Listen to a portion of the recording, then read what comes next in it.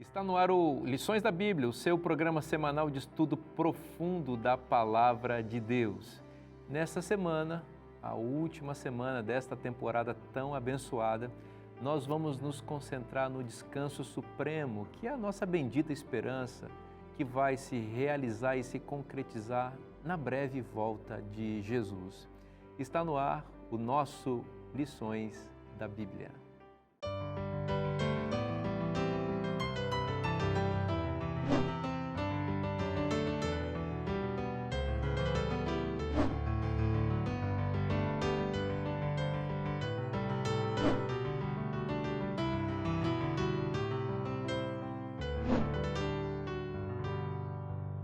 Esta temporada foi muito abençoada.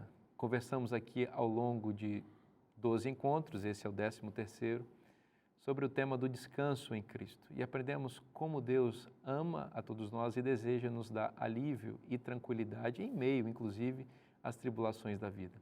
Eu estive na excelente companhia dos meus amigos, a quem quero mais uma vez externar minha palavra de agradecimento pela disposição de vocês em estar aqui comigo e com os nossos amigos que nos acompanham a cada semana. O Lições da Bíblia tem muitos telespectadores, muitas pessoas que acompanham também esse conteúdo pela internet, pelas redes sociais, apreciam esse programa, compartilham o vídeo desse programa também em suas redes sociais e utilizam esse material para se preparar, inclusive, para transmitir também o conteúdo da Palavra de Deus. O pastor Fábio sabe que nós temos um grande exército de professores, né, da Escola Sabatina, que é essa instituição, assim, por assim dizer, né, que transmite os ensinos do nosso guia de estudos nas igrejas adventistas em todo o país. Na verdade, o guia de estudos ele é mundial, né? O programa Lições da Bíblia é transmitido para a língua portuguesa e esse guia aqui é traduzido para a língua portuguesa, especialmente aqui no Brasil. Mas, como eu estava dizendo, a minha palavra de gratidão para vocês, tá? E aproveito agradecendo e já apresentando vocês pela última vez aqui. Pastor Fábio Correia, meu amigo, que alegria ter tido esse contato assim próximo com você. Você é uma pessoa muito especial, uma pessoa muito simpática, um homem de Deus, estudioso da Palavra de Deus, que ama transmitir e incentivar as pessoas a compartilhar.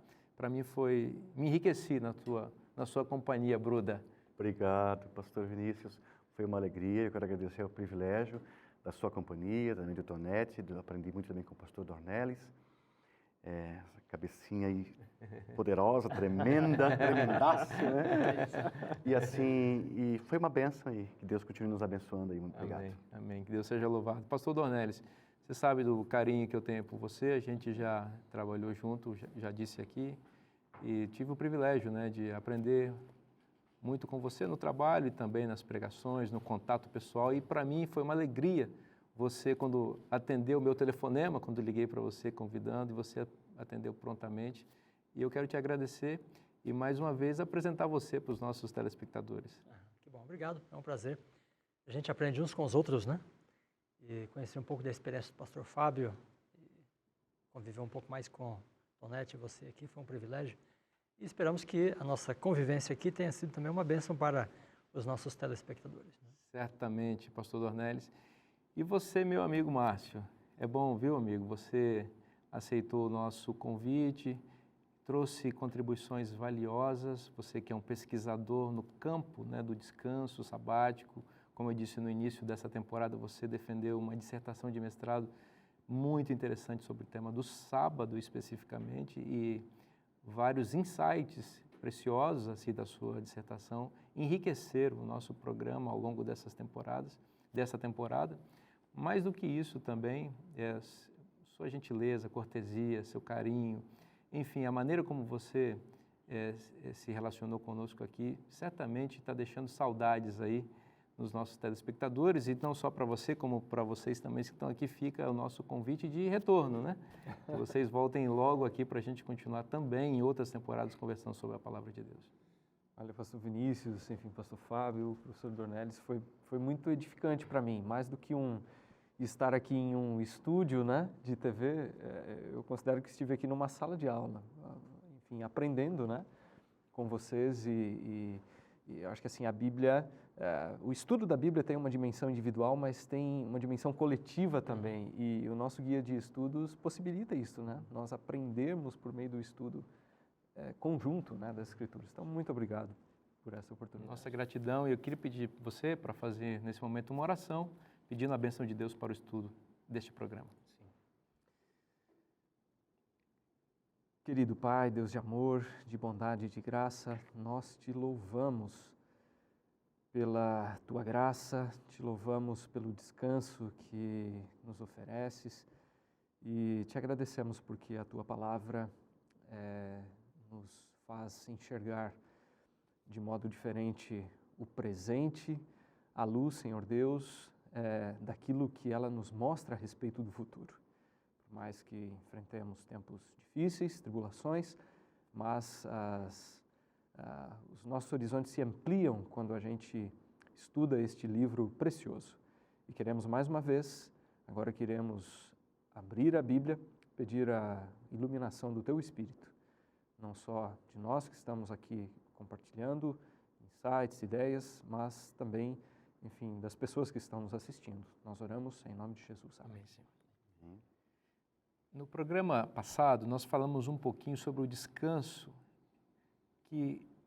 do sábado, que representa o descanso que nós receberemos naquele dia quando nós adentrarmos os portais da Nova Jerusalém após o cumprimento da nossa bendita esperança, que é a volta de Jesus.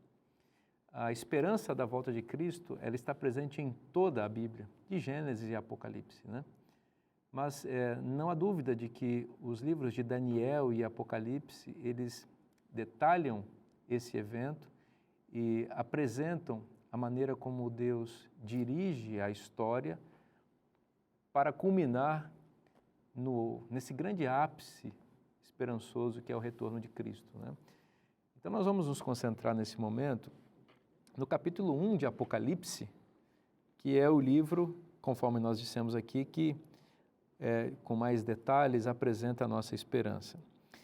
No capítulo 1, versículo 9, e estamos aqui no capítulo 1, que é a introdução do livro, nós temos aqui a apresentação do apóstolo, do profeta João, autor desse livro. Ele diz o seguinte: eu, João, irmão vosso e companheiro na tribulação, no reino e na perseverança em Jesus, achei-me na ilha de Pátimos por causa da palavra de Deus e do testemunho de Jesus. Amigos, observem aqui que o nosso tema geral da temporada é descanso em Cristo. Mas há aqui, nesta passagem que lemos, algumas palavras, especialmente uma palavra e outras aqui que remetem, e outras palavras que remetem a significados também complexos, que se identificam com o não descanso. Veja, achei-me, aliás, ele disse, eu sou vosso companheiro na tribulação. Então a palavra tribulação, ela está no outro lado do conforto, o indivíduo que está sendo atribulado, né, que está passando pela tribulação, que é a perseguição, vítima da opressão, ele sabe o que significa o contrário de descanso. No entanto, pastor Dornelles, é para uma pessoa que está vivendo isso juntamente com a igreja que Deus dá uma revelação tão esperançosa como o Apocalipse, né? Fala para a gente um pouquinho do contexto em que essa revelação é dada a João. Muito bem. Veja, achei-me na ilha de Pátimos, né? Na tribulação. Então, você falou muito bem aqui. João é, de fato, um exemplo, né, do que é o cristianismo no final do primeiro século. É uma religião atribulada no Império Romano, né? Interessante que, bom, o livro, né, é datado pelo ano 90, no reinado de Domiciano, que perseguiu os cristãos bastante depois de Nero, né, inclusive. Bom, qual era a situação, né? Veja, o templo estava destruído, né? Jerusalém também. E os cristãos eram uma religião ilegal no Império Romano. Uma minoria discriminada, hostilizada, na verdade, considerada como pessoas perigosas, porque até eram acusados de matar criancinhas, né? De odiar os seres humanos, né? Muitas coisas. Então, qual era a chance, né, dos cristãos sobreviverem no Império Romano? Era como a de João.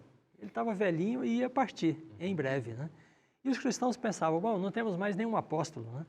Jerusalém já não existe mais, judeus estão espalhados por aí. Nós somos uma pequena religião ilegal no Império e perseguida, hostilizada. Então, qual é o papel do Apocalipse nesse contexto, né? Não só para João, mas para os cristãos todos, né? Há um projeto, né, que Jesus cumpre através do Apocalipse. E o projeto é manifestar a posição, o status e o papel dele no céu desde a sua ascensão. E isso, então, traz poder, né, para a igreja cristã, para que ela sobreviva depois do período apostólico, sabe? E sobreviva no Império Romano diante da hostilidade, né? Agora, como o Apocalipse faz isso? Não é através da visão das bestas, do dragão, né, perseguição, porque isso não ia encorajar ninguém, né? Isso é feito especialmente através das visões como esta primeira aí, a visão do Cristo glorificado e do local onde ele está. Porque, olha, aqui João fala assim, eu ouvi uma voz atrás de mim, né, parecendo uma voz de uma trombeta, era forte, né? Uma grande voz, na verdade, verso 10, ó. Aí o verso 12 ele fala, virei-me para ver quem falava comigo. Quando ele se vira, né, para de onde veio a voz, ele não vê a pessoa. Ele diz assim, vi 7 candeeiros de ouro. Então, ao falar dos candeeiros e depois de alguém que está no meio dos candeeiros, ele quer dizer o seguinte, a visão é o seguinte, eu fui arrebatado ao santuário celestial. E quem é que está lá? Está o Filho do Homem, né? Ao usar a expressão Filho do Homem, é interessante porque ele faz a ponte, né? Ele diz, olha, irmãos, eu subi lá, eu não vi só anjos, né, querubins e serafins, eu vi o nosso irmão lá, entendeu? E veja que Jesus é primo de João, né? As mães eram irmãs, né? E ele podia falar, olha, primo, né? Não, ele caiu aos pés de Cristo, né? Mas ele disse, é como um filho do homem, né? Ou seja, entre os seres angelicais está um irmão nosso, que é o intercessor, é o próprio Cristo, né? E aí Jesus está investido de autoridade. Aí ele descreve, né? A descrição que ele faz é a mesma descrição de Deus em Daniel 7, sabe? O Jesus glorificado.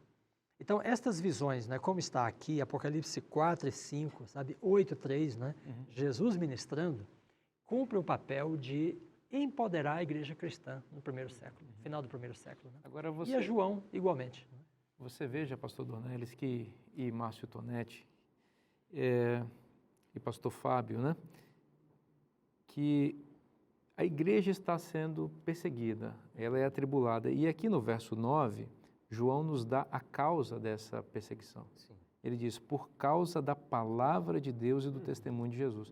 Observem que a palavra de Deus e o testemunho de Jesus, e o Apocalipse vai nos dizer o que é o testemunho de Jesus, é o dom profético, né? A revelação profética ao longo da história. Tudo isso, palavra de Deus e testemunho de Jesus, tem o propósito de trazer conforto. Porém, esta palavra que vem para trazer o consolo, a paz, o descanso, ela é apresentada aqui como a causa da tribulação da igreja. Como que a gente entende essa relação entre a palavra de Deus que serve para trazer conforto, mas aqui sendo a causa da tribulação da igreja? A gente volta naquela expressão, né, de Jesus que nós vimos lá atrás, semanas antes, né, de que o evangelho ele pode trazer espada, né? Ou seja, a rejeição, né? A rejeição, o evangelho pode resultar em retaliação, né? Contra aqueles que são fiéis a Deus, que têm o testemunho de Jesus. Mas eu fico imaginando, né, que essa visão do futuro, essa perspectiva para uma igreja que estava sendo perseguida, enfrentando a resistência, né, enfim, do Império Romano, isso abre novas perspectivas, eu acho. De esperança, né? E conforto. De esperança e conforto. Aliás, tem uma coisa aqui que assim, eu acho muito interessante, né? No verso 9 mesmo aqui, de João 1. Porque, veja, a expressão ali, eu não sei, posso estar equivocado, mas, enfim, a leitura que eu faço é desse termo achei-me, né? É que isso denota um certo caráter de circunstancialidade. Ou seja, João não está ali definitivamente, ou seja, é circunstancial. Ele está passando por ali. Exatamente, é um momento. Né? Ele nem quer dar o destaque para quem o colocou ali do ponto de vista humano. Eu estou aqui. Exatamente. Domiciano pode achar que foi ele que me colocou aqui, mas eu achei-me aqui. Você sabe que Ellen White, ela vai dizer assim que naquela ilha árida e rochosa, que trouxe muitos desafios, evidentemente, para João, porque, afinal de contas, ele estava numa ilha, mas não estava numa ilha de férias, né? Enfim, ele estava numa colônia penal, né? Mas que esse local ermo, né, de muita dificuldade, representou uma janela para o céu, para João. Ela usa exatamente essa expressão. Eu quero destacar uma coisa que você colocou que é muito importante. Eles estavam ali por causa, o João estava ali e a igreja sendo perseguida por causa da palavra de Deus e do testemunho. Palavra que traz conforto, mas que trouxe divisão porque eles se manteram fiéis à palavra. Mas no meio dessa tribulação, Deus dá uma nova revelação para acentuar a esperança e o conforto. Apocalipse 1, verso 17, né? Não tenha medo. Então, esse ser que se apresenta para esse exilado, que, veja, ele perdeu todos os amigos dele no passado de forma cruel. Ele é o único que está vivo, que sobra, né? sobrou, e está numa situação ruim, numa ilha, isolado de tudo e de todos, perseguido, prestes a morrer. Então, esse ser que se apresenta para ele, o conforta e fala assim, ó, não tenha medo. Não fique preocupado, não se estresse, não se desespere. Eu sou o primeiro e sou o último, aquele que vive, estive morto e vivo para todo sempre e tenho as chaves da morte e do inferno. Então ele começa já aqui fazendo uma promessa para o fim da morte. Né? O fim do sofrimento, o fim da dor, que hoje a morte ela traz muitas complicações para as pessoas. Quem perde alguém, quem perdeu agora alguém na pandemia, tem pessoas que estão chorando até agora, né? Porque a morte ela causa separação, é a saudade, é a dor, crianças morreram, jovens, mas ele se apresenta dizendo que eu sou o fim, eu morri, eu ressuscitei, eu estou vivo e eu vou por fim à morte. Você talvez vai morrer daqui a pouco, mas eu vou te salvar. Muito interessante, pastor, muito boas as suas colocações. E eu quero aproveitar esse momento para, pela última vez nessa temporada, recomendar esse material para você, que é uma bênção. É o nosso guia de estudos que nos orienta a estudar a Palavra de Deus. Então, se você deseja conhecer um pouco mais, você já sabe, cpb.com.br. Nós vamos para um rápido intervalo e voltamos já já. O descanso, né, resulta de entrar na presença de Deus. Nós encontramos o descanso na presença de Deus. Então, João está em tribulação e a igreja também no Império Romano, mas Jesus está provendo descanso para eles, né? E como é que Jesus fala com eles, né, de forma que pode prover descanso? Então, a gente tem essa imagem, né, porque todo o Apocalipse é dado por imagens, metáforas e símbolos, né? Ele vê os candeeiros, 7 candeeiros, e Jesus está no meio deles, né? Voltamos com o programa Lições da Bíblia e no bloco anterior estávamos falando sobre a aparição de Jesus a João na ilha de Patmos para lhe dar descanso e esperança e para toda a igreja, o que inclui a todos nós. E se nós estamos cansados, precisamos de descanso em Cristo. E este comentário foi escrito exatamente para ampliar nosso conhecimento sobre o descanso em Cristo, tema do nosso guia de estudos dessa temporada. Então, recomendo que você tenha esse material para que você possa conhecer mais sobre esse assunto tão importante que desenvolvemos ao longo de todos esses 3 meses. Se você deseja conhecer mais sobre este e outros materiais, cpb.com.br é o site da Casa Publicadora Brasileira. Muito bem, meus amigos, no bloco anterior, conforme já disse, nós estávamos conversando aí sobre Apocalipse capítulo 1, versículos 9 a 20, ou a 19, estávamos aqui destacando alguns pontos importantes, né? Aqui no verso 10, por exemplo, é dito que João achou-se em espírito no dia do Senhor e ouviu por trás de si uma grande voz como de trombeta. Quero destacar aqui a palavra, a expressão, o dia do Senhor, né? E essa é uma expressão claramente na Bíblia se referindo ao 4º mandamento ou ao 7º dia da semana, que é o sábado, né? E eu fiquei pensando na conexão dessa aparição de Cristo a João, neste dia especial, exatamente para trazer uma palavra de conforto e descanso para um homem atribulado e uma igreja, conforme foi descrito no verso anterior, que estava passando por no bloco anterior, passando por uma fase de bastante dificuldades e perseguições, né? Então, Jesus vem no dia do sábado. Estava ali o João, o velhinho, quem sabe algemado, separado, e aqui separado do restante da igreja, o último dos apóstolos, como o pastor Fábio colocou, e estava ali guardando o sábado, né? Mas, quem sabe, querendo saber o que ia acontecer com a igreja, ele que já estava prestes a morrer. E aí vem Jesus naquele sábado e ajuda João a descansar um pouco mais, né? Isso é bacana, né? E aí, além disso, pastor Dornelles, aqui aparecem imagens bonitas como dos candeeiros, que representam as igrejas. Fala um pouquinho para a gente, por favor. Bom, então, o descanso, né, resulta de entrar na presença de Deus, né? Nós encontramos o descanso na presença de Deus. Então, João está em tribulação e a igreja também no Império Romano, mas Jesus está provendo descanso para eles, né?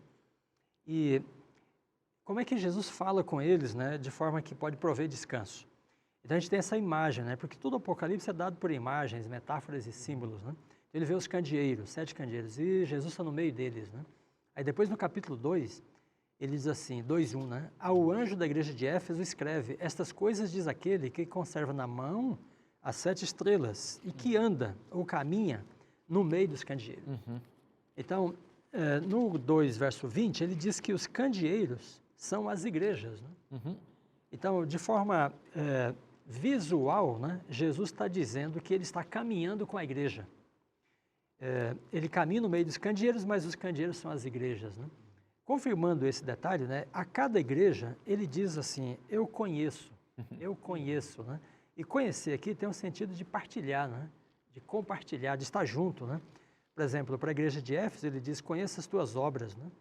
Para a igreja de Esmirna, 2, versículo 9, né? Conheça a tua tribulação, olha só. Então, assim como no Êxodo ele desce, né, e vê o sofrimento dos israelitas lá, né? Aqui também ele está vendo, está acompanhando e está vivenciando com eles. Então, esta afirmação da presença, sabe, é a coisa mais importante quando as pessoas precisam de descanso. Porque elas podem estar em guerra, podem estar exiladas como João em Patmos, né? Mas quem está na presença de Deus está no descanso, né? Está no descanso. É muito interessante, pastor, só um breve comentário aqui, entre parênteses, para você seguir, que o candeeiro é esse móvel do santuário que ficava no lugar santo do santuário, que tinha 7 braços. E cada igreja vai ser representada aí por um desses braços, né? Aliás, por 7 candeeiros, né? Na verdade, ele vê 7 candeeiros, ou seja, 7 instrumentos desse, cada um representando uma igreja. E nós sabemos, pastor Dornelles, que essas igrejas, elas representam os períodos históricos da igreja cristã, a partir desse ponto de João até a volta de Jesus. Cada igreja com uma representação. E aqui é dito, você leu Apocalipse 2:1, que Jesus anda entre os candeeiros. Isso significa que, à medida que a história vai avançando e a igreja vai sendo perseguida, ela não está sozinha, porque Jesus está caminhando com ela. Caminha com ela. E veja que no capítulo 4, né, tem outra visão do santuário. Aí ele diz, achei-me em espírito, né, 4:2, e no 4:5 ele diz assim, do trono saem relâmpagos, vozes e trovões, e diante do trono ardem 7 tochas de fogo. Interessante que, aí ele diz que as tochas são os 7 espíritos de Deus, né? Só que ele já disse que as 7 candeeiros aqui são as igrejas, né? Então, essas tochas, a luz delas, né, é a própria, vamos dizer, a presença da igreja iluminando o mundo. Está diante de Deus, né? Então, Deus está vendo, sabe, está acompanhando, né, a igreja. E o Espírito é que traz o brilho para ela, sabe? E é interessante pensar que o profeta, inspirado pelo Espírito Santo, diz que a igreja é o candeeiro. As igrejas são os candeeiros, e os candeeiros têm a função de iluminar. E o mundo é sombrio. Jesus diz, eu sou a luz do mundo, e aqui a igreja, depois Jesus vai dizer também, vós sois a luz do mundo, né?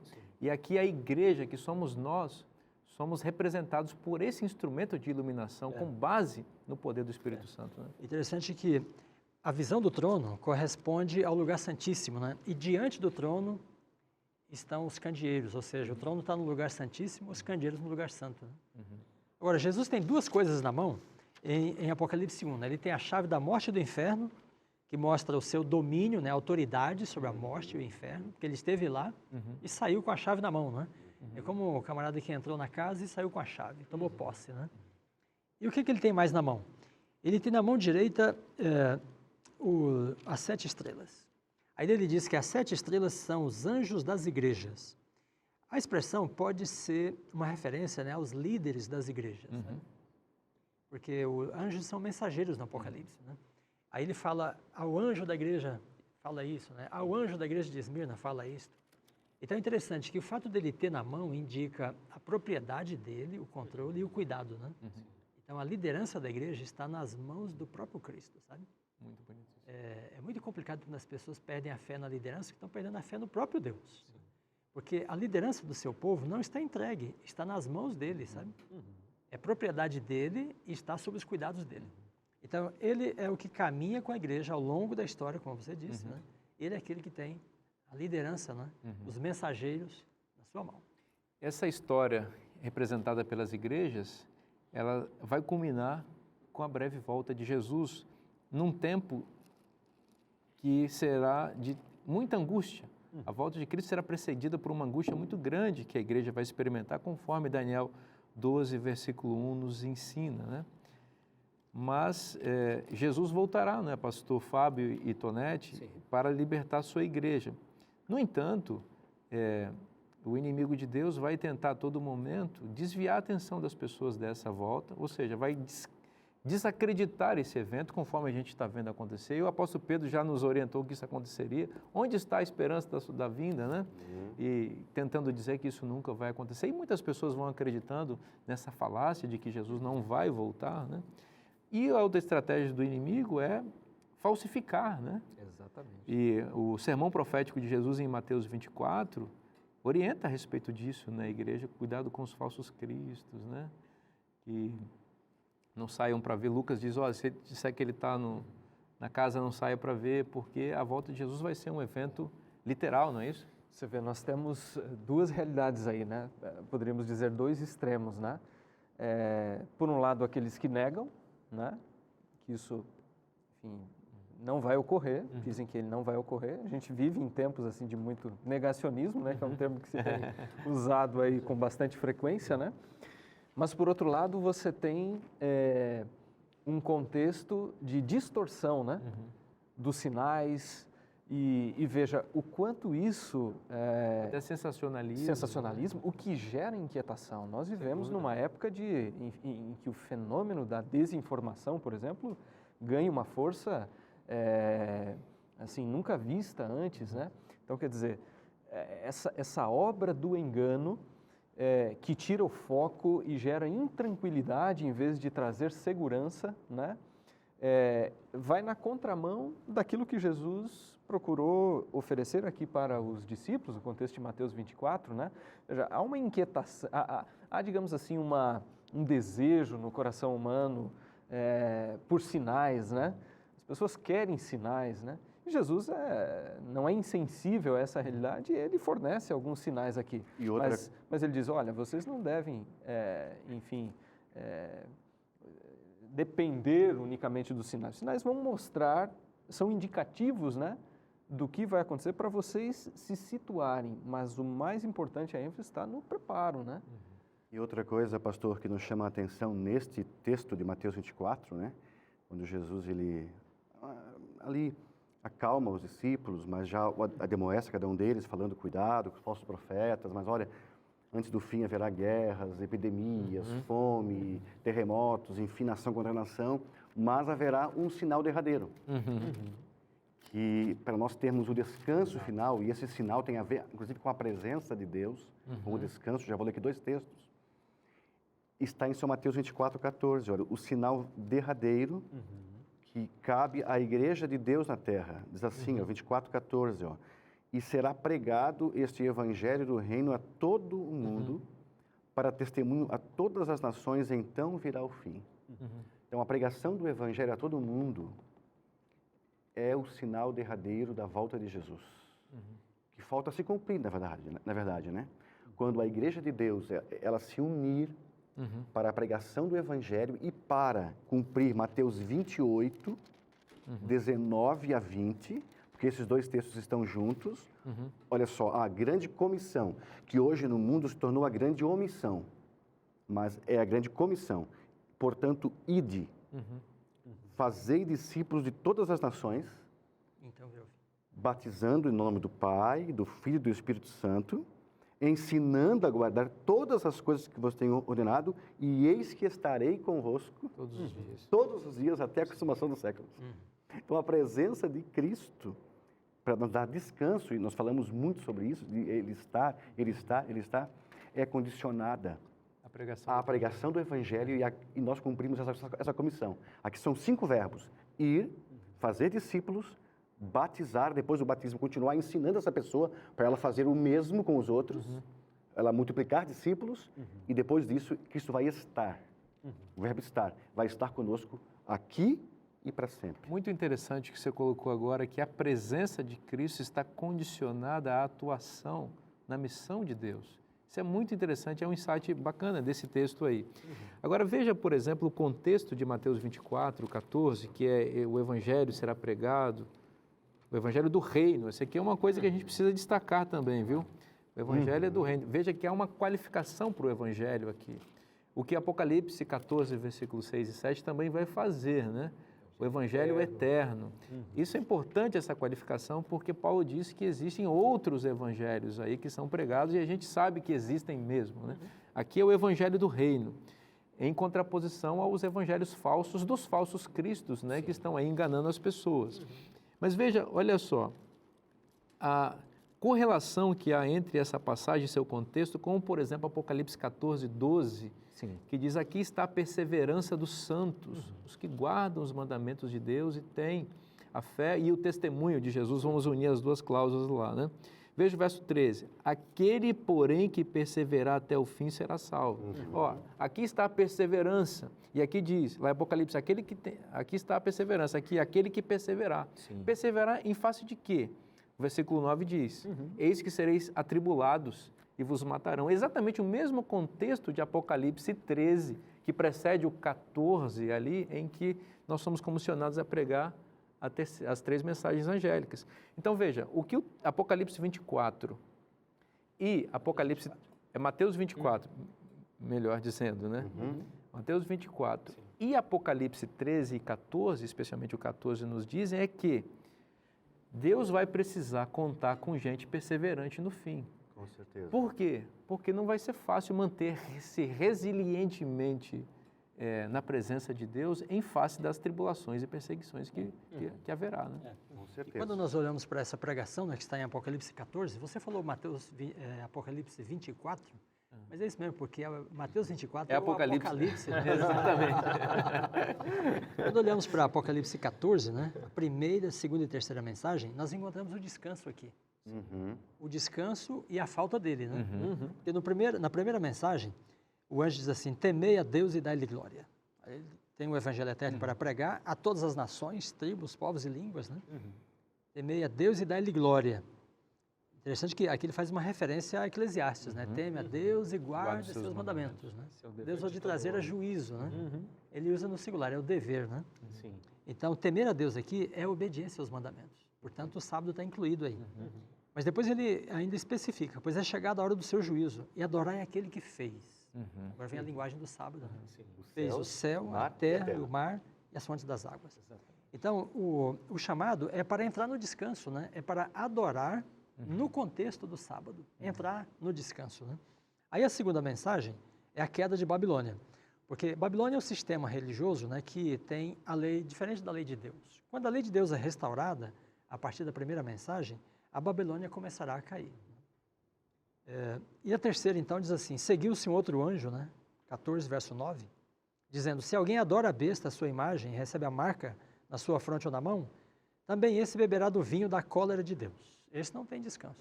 Vai beber do vinho da cólera, né? Será atormentado com fogo e enxofre. E o verso 11: a fumaça do seu tormento sobe pelos séculos dos séculos, e não tem descanso. Nem de dia, algum. nem de noite. Nem de dia, nem de noite. Observe que ora, os adoradores da besta, né? Veja, são dois tipos de adoradores. Aqueles que adoram o Criador, aí entra o sábado, e os adoradores da besta, os que adoram a criatura. Os que adoram o Criador decidiram, por vontade própria, entrar no descanso, né? Os que adoram a besta não quiseram entrar no descanso. E aí qual é a consequência disso? Eles não terão descanso definitivamente. E você veja Nem que, de dia, nem de noite. e você veja que ironia. Estes que adoram a besta resolvem atribular e perseguir os adoradores de Deus. Então, antes da volta de Jesus, o povo de Deus, cheio de esperança e do conforto da esperança, vai ser atribulado e perseguido por esses que resolvem adorar a besta. Por outro lado, aqueles que adoram a Deus, atribulados aqui, estão se preparando para o descanso eterno, enquanto estes não terão descanso nem de dia nem de noite, que é uma imagem para representar a falta de vida eterna que eles receberão e o contrário disso, a morte eterna. E olha que coisa interessante, bem rapidamente aqui, no capítulo 4, no verso de Apocalipse, verso 8, que fala sobre a visão do trono de Deus, diz assim: e os 4 seres viventes, tendo cada um deles, respectivamente, 6 asas, estão cheios de olhos ao redor e por dentro. Não tem descanso, nem de dia, nem de noite, proclamando Santo, Santo, Santo é o Senhor Deus Todo-Poderoso. Tonete, a gente desenvolve um pouco melhor isso no próximo bloco, porque é muito interessante esse insight. O Lições da Bíblia vai para um breve intervalo e volta já já. No bloco anterior, você estava falando uma coisa muito interessante, porque você percebeu a repetição de um termo, né? Que foi aplicado com significados, com contextos diferentes. A questão do não descansa nem de dia nem de noite. Exatamente, que é uma expressão que a gente vê, como nós vínhamos dizendo, lá em Apocalipse 14, né, que diz que os adoradores da besta não têm descanso nem de dia nem de noite. Né? Mas aí aqui no capítulo 4, que fala sobre a visão que João tem do trono de Deus, nós vemos ali seres viventes, com asas. Estamos de volta com o programa Lições da Bíblia. No bloco anterior estávamos conversando sobre as bênçãos do descanso em Cristo e da promessa que Ele fez de voltar em breve para nos buscar e, ao mesmo tempo, também da maneira como está nos preparando para esse encontro. Eu quero, mais uma vez, recomendar para você esse material muito especial que foi desenvolvido com muito carinho para mostrar a você a doutrina bíblica do sábado. Você ouviu muito sobre o sábado ao longo desta temporada. Pode ser que algum telespectador tenha dúvidas a respeito dessa doutrina. Será que o sábado realmente está vigente? Ele não foi abolido? Se você tem dúvidas sobre esse assunto, eu recomendo você este material, o Sábado da Criação, que vai passar pelas passagens bíblicas que falam sobre o sábado e vai tirar todas as suas dúvidas sobre este assunto. Se você desejar receber este presente, totalmente gratuito em sua casa, é só você dar uma ligadinha para nós no telefone que está aparecendo na sua tela e dizer eu quero essa revista, ou então mandar uma mensagem para nós pelo WhatsApp que está aparecendo na sua tela e nós vamos ter a alegria de enviar esse material para você. Tonete, Márcio Tonete, no bloco anterior você estava falando uma coisa muito interessante, porque você percebeu a repetição de um termo, né? Que foi aplicado com significados, com contextos diferentes. Sim. A questão do não descansa nem de dia nem de noite. Exatamente, que é uma expressão que a gente vê, como nós vínhamos dizendo, lá em Apocalipse 14, né, que diz que os adoradores da besta não têm descanso nem de dia nem de noite. Né? Mas aí aqui no capítulo 4, que fala sobre a visão que João tem do trono de Deus, nós vemos ali seres viventes, com asas, né? Cheios de olhos, e que não têm descanso, nem de dia nem de noite, e que eles seguem proclamando ininterruptamente Santo, Santo, Santo, Santo é o Senhor Deus, o Todo-Poderoso, aquele que era, que é e que há de vir. Veja, só que aqui o não ter descanso tem uma conotação positiva, né? Porque, como nós dissemos, quem está na presença de Deus não se cansa. Isaías, aliás, vai dizer, né, que sobem com asas, né, que nós vemos asas, Isaías sobem com asas como águias, né, correm e não se cansam, caminham e não se fatigam. Né? A atividade deles é atividade de adoração e louvor, E até dormindo nós adoramos a Deus. Né? Exatamente. Quem está na presença de Deus nunca cessa de adorá-lo. Exatamente, que não é algo, não é um exercício, uma atividade penosa, pesada, exaustiva, né? Pelo contrário. É prazerosa. Prazerosa e revigorante, né? E só para dar um arremate aqui, pastores, em Apocalipse 14, né, das 3 mensagens angélicas, 2 coisas interessantes para se notar, para quem está em casa também se atentar. Vi outro anjo voando para o meio do céu. Então, alguns podem pensar, o anjo é um ser místico, é Deus que vai pregar, é um ser celestial. Não, aqui anjo é mensageiro, somos nós. A missão é para nós, seres humanos. Mas aqui vem agora a questão, voando pelo meio do céu. Voando, ou seja, vai rápido e com urgência. Está com pressa. E é global. E com abrangência, né? E claro, meio do céu, então, é a universalidade da pregação. Então, foi-se o tempo de nós nos calarmos. Nós temos que ter urgência na pregação do Evangelho.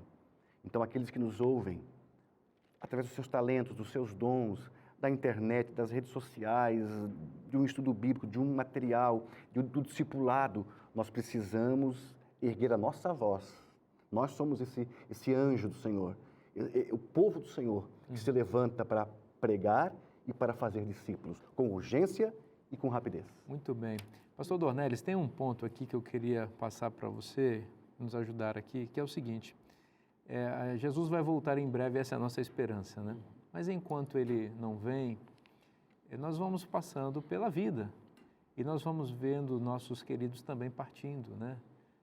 Que vão deixando e é muito bonito, é um sentimento paradoxal isso, você ir num velório de um homem e de uma mulher justos, né? Esses dias agora, no mês de março, né, no mês de abril, na verdade eu estive no velório e mencionei aqui de um grande amigo, um grande homem de Deus. E aí a gente vai vendo o testemunho que as pessoas vão dando a respeito das obras daquela pessoa, né?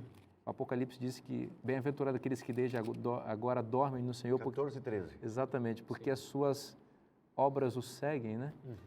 Mas a pessoa dormiu para aguardar o descanso. Ela está ali no sono, né? Jesus disse que a morte é um sono, mas o descanso não chegou ainda, né? E, embora esperem e não alcancem, né, descansam em paz, né? É o que diz o guia aqui, na parte quarta-feira.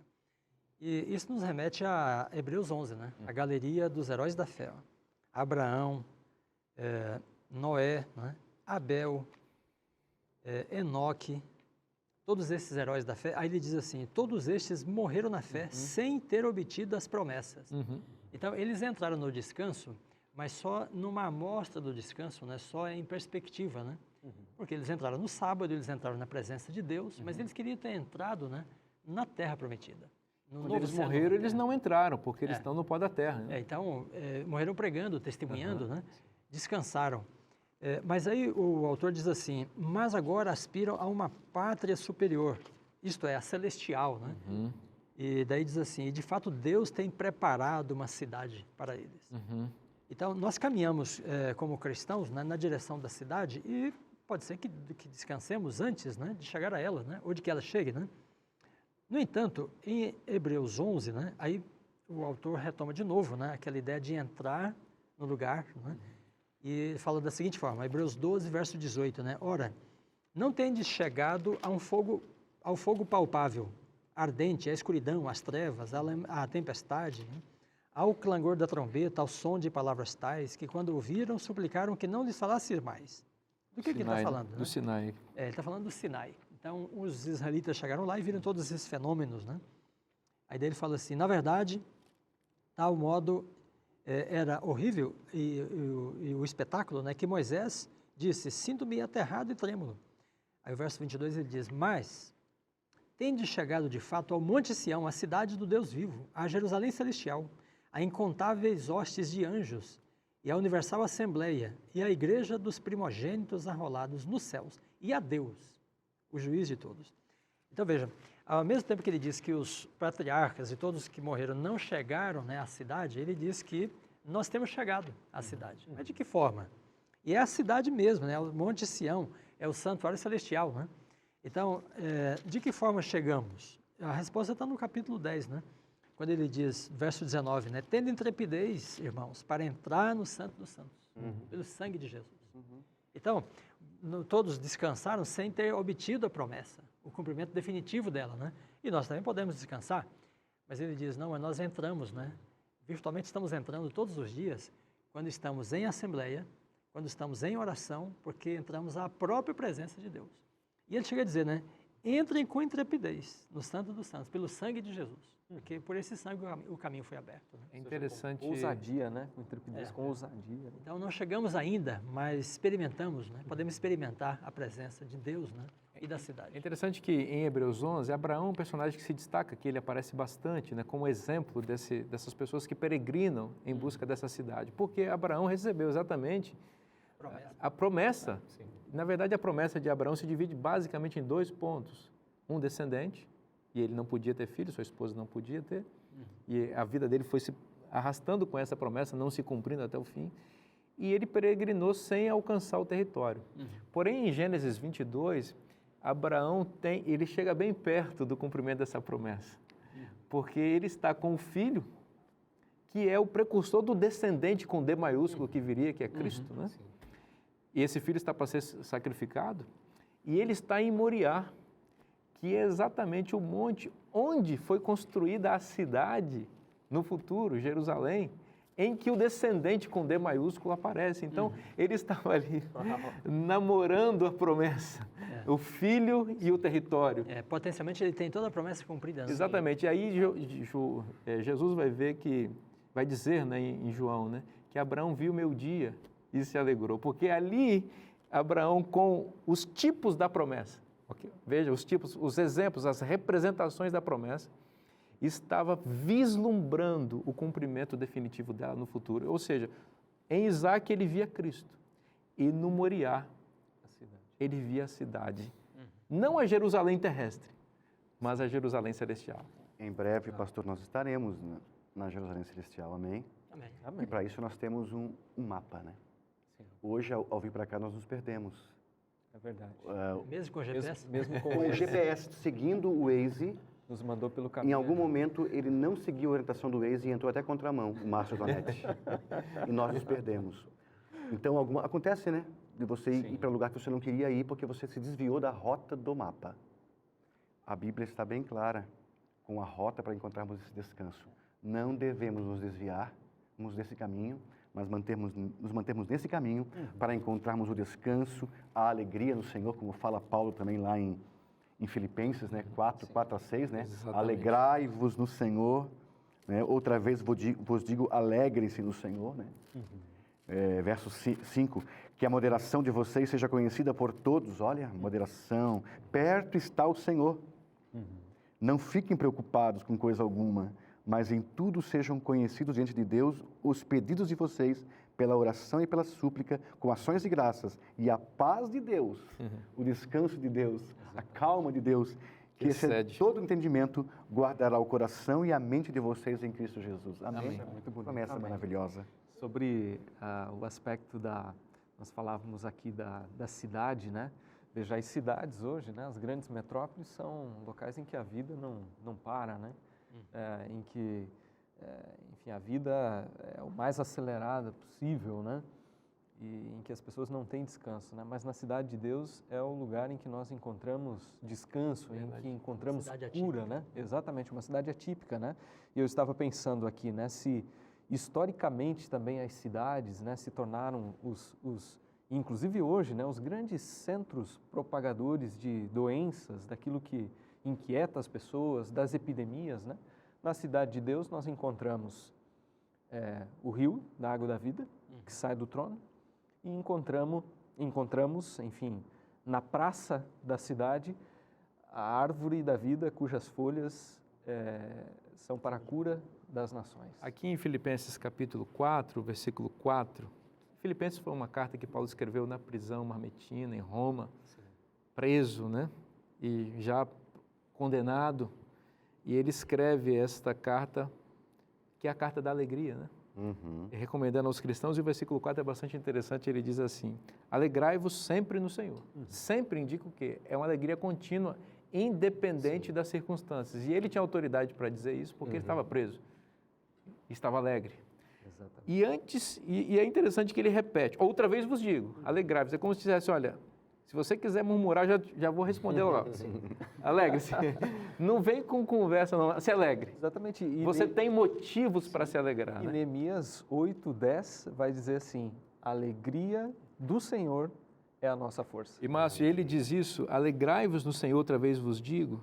Depois recomenda a moderação e ele dá um motivo para isso. Ele diz no versículo 5 no final, perto está o Senhor. Existem duas maneiras de explicar esse verso. Perto está o Senhor no sentido de que ele está pertinho da gente ou e que ele está perto, a sua vinda está próximo de voltar. E eu vou enfatizar esse segundo significado. Jesus em breve voltará. Essa é a nossa esperança. Esse é o motivo central do nosso descanso. Mesmo em meio às tribulações da vida, às angústias, os problemas, qualquer coisa que nós possamos estar enfrentando agora, o nosso coração se enche de alegria, porque Jesus em breve voltará. Jesus voltará em breve para resgatar seus filhos e para nos levar para o nosso descanso supremo e eterno. Quero convidar você a se preparar para encontrar com Jesus, porque Ele voltará em breve. A volta de Jesus está na Bíblia. E se está na Bíblia, é bom para você. Um forte abraço, que Deus te abençoe e até semana que vem.